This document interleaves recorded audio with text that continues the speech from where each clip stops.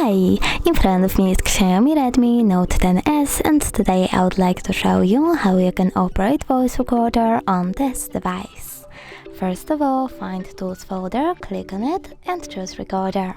After that, tap on Allow and click on this red button to start your recording.